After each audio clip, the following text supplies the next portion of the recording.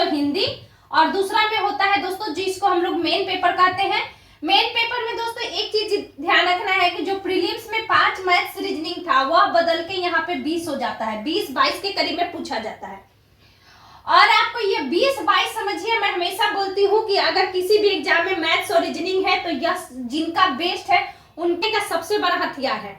वहीं जिनका भी दोस्तों मैथ्स रीजनिंग वीक है उनको मैं बोलूंगी कि मैथ रीजनिंग आप तैयार कीजिए, थोड़ा सा समय दीजिए। 19 अप्रैल को आपका इसका मेंस का डेट दिया गया है, तो 19 अप्रैल आज से दोस्तों लगभग 1 महीना का समय है, तो आप 5 से 7 दिन इधर दीजिए।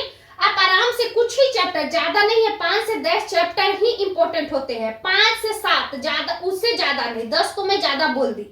साथ में दोस्तों जो रीजनिंग होगा ना वो प्रीवियस ईयर सेट आप लगाइएगा जब मेंस का प्रीवियस ईयर, और प्रत्येक दिन, समय नहीं है दोस्तों, 2 सेट जरूर लगाइए और फुल डिस्कशंस कीजिए। मतलब सेट अगर नहीं होता है तो एक सेट तो लगा के फुल डिस्कशन करना ही करना है।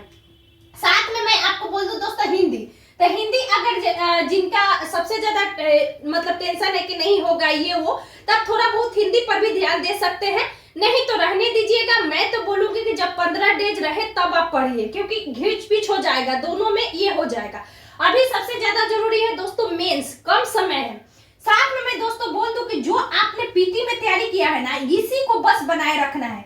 इसमें जो आपके पास नोट्स होगा, जो आप बुक पढ़े होंगे, क्योंकि प्रीलिम्स का भी क्वेश्चन इजी नहीं था। आप प्रीलिम्स में इतना सारे स्टूडेंट से लड़ते हुए आप यहाँ 38,000 के करीब में आए हैं, तो समझ रहे हैं कि आप अभी बहुत ही अच्छे परफॉर्मेंस में है दोस्तों। दूसरा मैं बोलूंगी कि जो आपने बुक पढ़ा होगा, जो हम शुरू से बोलते आ रहे हैं, लूसेंट तो एक रामबाण बुक है, प्लस में घटनाचर ऑब्जेक्टिव होने के कारण सभी का जो तैयारी होता है ना वो बहुत बूस्ट करता है, तो ये दोनों तो बुक नेसेसरी है ही। साथ ही में दोस्तों एनसीईआरटी, जो कि हमेशा मैं बोलती हूँ साइंस के लिए, तो एनसीईआरटी 9th और 10th का जरूर पढ़िएगा। ये आपके लिए जो भी पढ़े होंगे उनका तो अच्छा है, बस नोट्स होगा या पहले पढ़े होंगे बस एक बार रिवीजन जरूर कीजिएगा, ठीक है।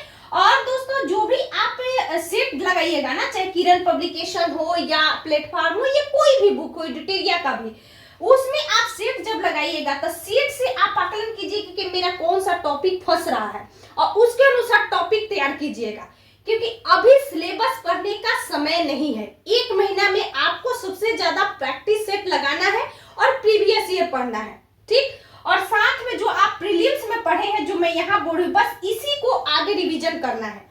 और रहा बात दोस्तों मैथ्स रीजनिंग का, तो मैथ्स रीजनिंग का ज्यादा चैप्टर नहीं, 5 से 7 चैप्टर है, जो कि आप अच्छे से अगर पढ़ लेते हैं तो आपका हो जाएगा, ठीक है। और रीजनिंग दोस्तों आपका प्रीवियस ईयर, अगर जिनका रीजनिंग पूरा वीक है तो आप, जैसे कि बहुत लोगों ना बिहार एसएससी सीजीएल 4 या 10+2 को एक साथ तैयारी कर रहे होंगे, तो उनका तो ऑलरेडी मैथ का सेट लगा ही रहे होंगे, तो उनका तो टेंशन नहीं है। और हिंदी का दोस्तों अभी टेंशन नहीं लेना है, यानी बुक में आप इतना ही रखिएगा, घटनाचक्र सभी का। देखिए इसमें इन्वायरमेंट पूछा जाता है, ध्यान देना है कि इन्वायरमेंट का भी घटनाचक्र का एक बुक आता है, आप जरूर देखिएगा। 1717 और 2446 में इन्वायरमेंट से क्वेश्चन ज्यादा पूछा था। अभी जो दोस्तों इन्फोर्समेंट दरोगा हुआ या जितने भी दरोगा का हुआ, आपका ईएसआई दरोगा हुआ, एक्साइज दरोगा, इस सारे प्रीवियस ईयर देख लीजिएगा। और करेंट का दोस्तों 1 से 2 मतलब क्वेश्चंस पूछा ही जाता है, जैसे इन्फोर्समेंट दरोगा में क्वेश्चन पूछा गया था, तो आप करेंट भी मत छोड़िएगा, इंपॉर्टेंट करेंट अफेयर जो आप पढ़े हैं बस उसका रिवीजन करते रहिएगा।